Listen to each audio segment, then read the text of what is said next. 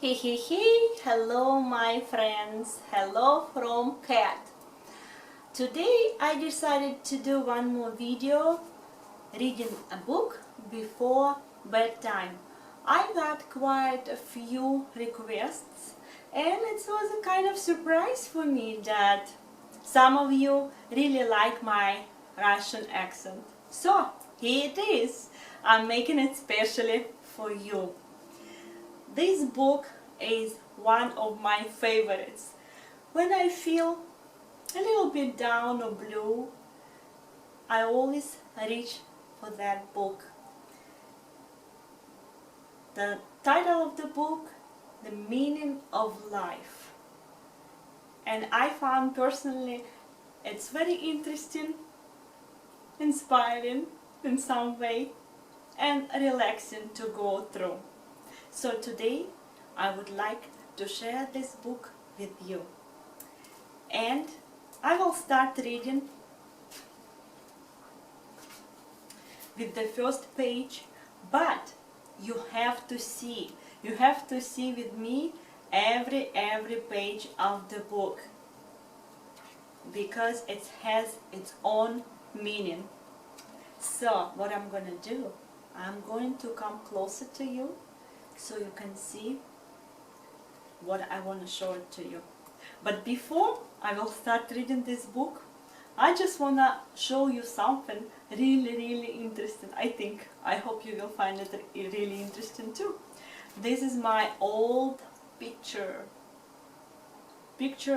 from my past life.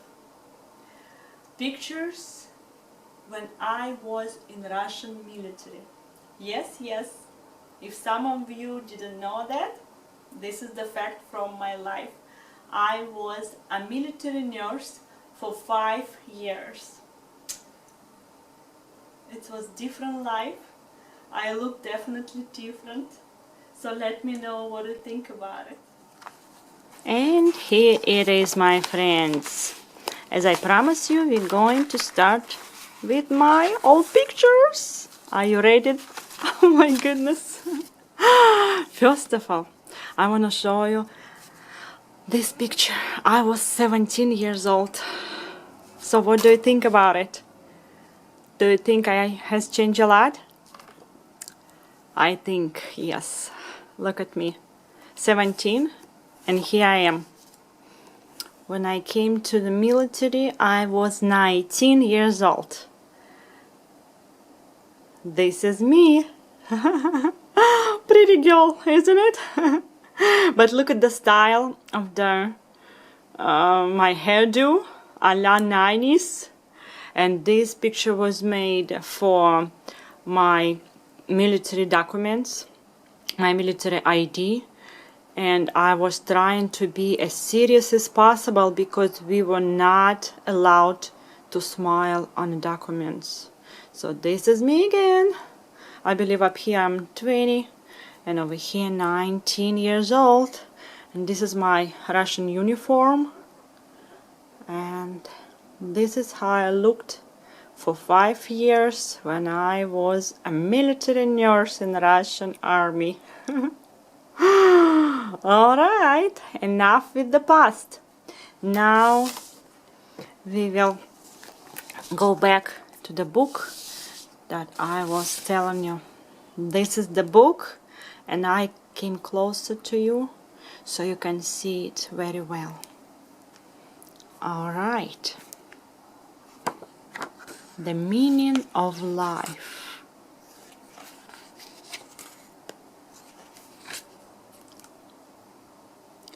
Halt! Whoa! Stop right there.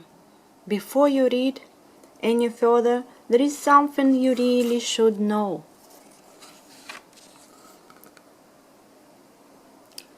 You may have opened this little book expecting it to be filled with answers, but surprise, surprise, it's actually a book about questions. This may not be what you wanted to hear.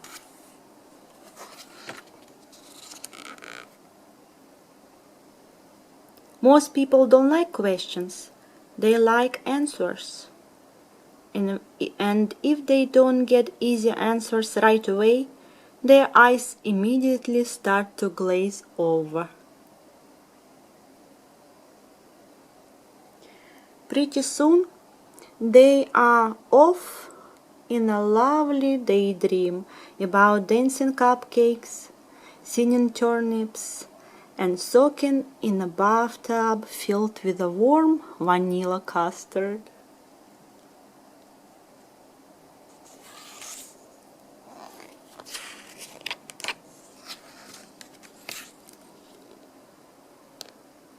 So, and this is important, if you feel like saying questions, pfft, who need them?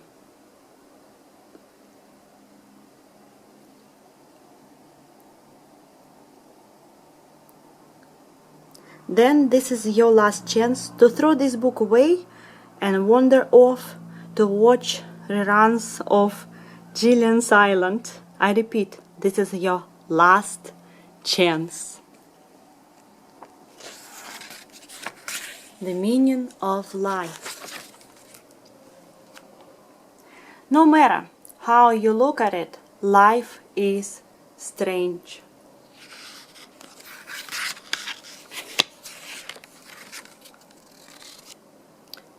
Very strange.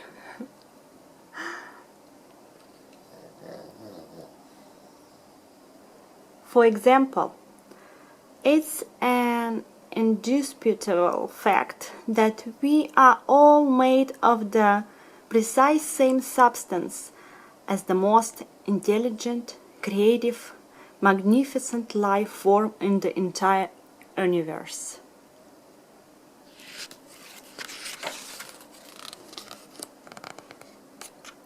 Furthermore, we are composed of the exact same atomic matter as the mightiest mountains on this planet and the brightest stars in the galaxy.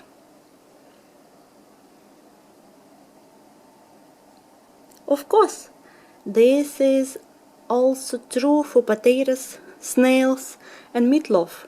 Perhaps that's why there is so much about life that doesn't make a great deal of sense.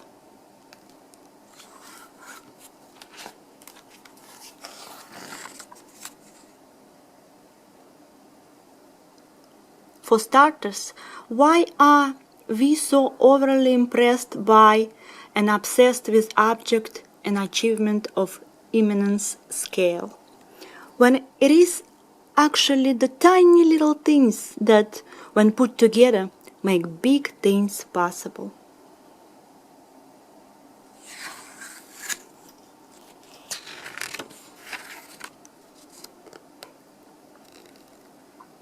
Why do we try to create our own little worlds so we have the illusion of being completely in control of our entire existence?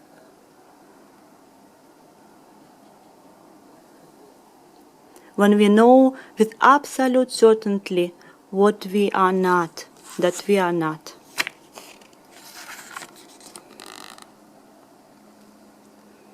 Why do we go on and on about individuality being the very sense of who we are, and then accept a degrading level of conformity in virtuality every facet of our life?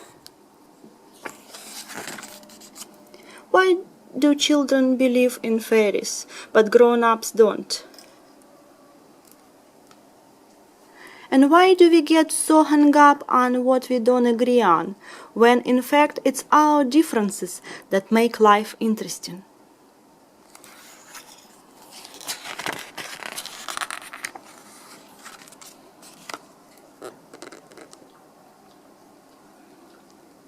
After all, half the world is upside down, so there is absolutely no reason why we would all agree on everything.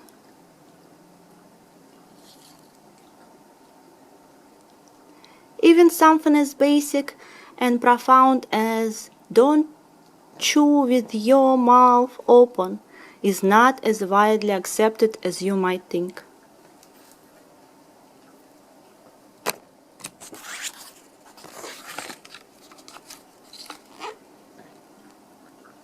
Why is it that when passions are inflamed, we choose to argue and fight? When dancing the cha-cha is less injurious, far more enjoyable, and equally effective in resolving the tension.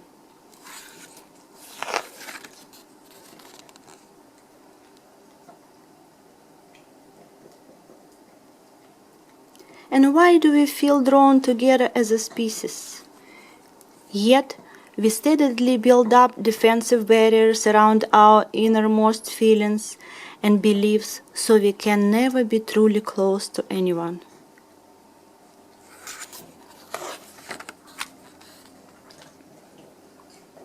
Perhaps the confusion arises because life is not always what it seems.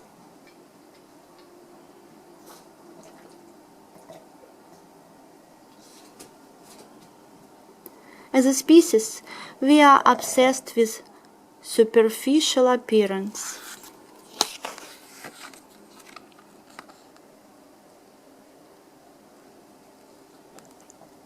We all have filters on, so we mostly see only what we want to see.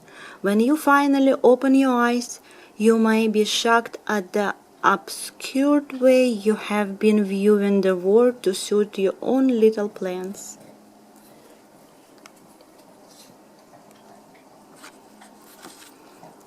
Sorry about background, it's Napoleon, my dog, making noises. And with those filters removed, you can take a closer look into yourself and ask objective questions about the universe and your place in it. In other words, investigate the meaning of life.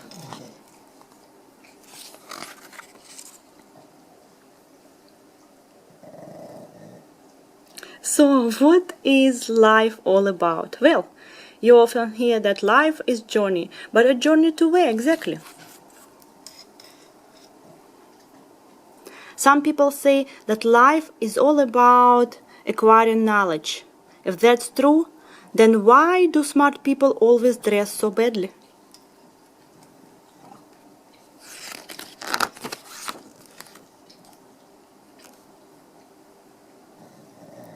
There are those who say that life has no purpose.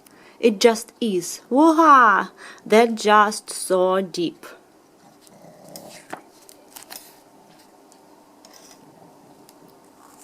Then there are people who say that we are simply here to have a family. After all, the desperate need to replace ourselves is etched into the genetic map of every living thing.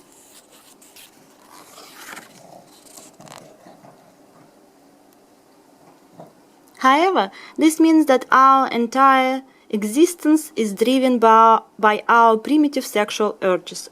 Okay, sure. Alone we can maybe, but our entire existence? I don't think so.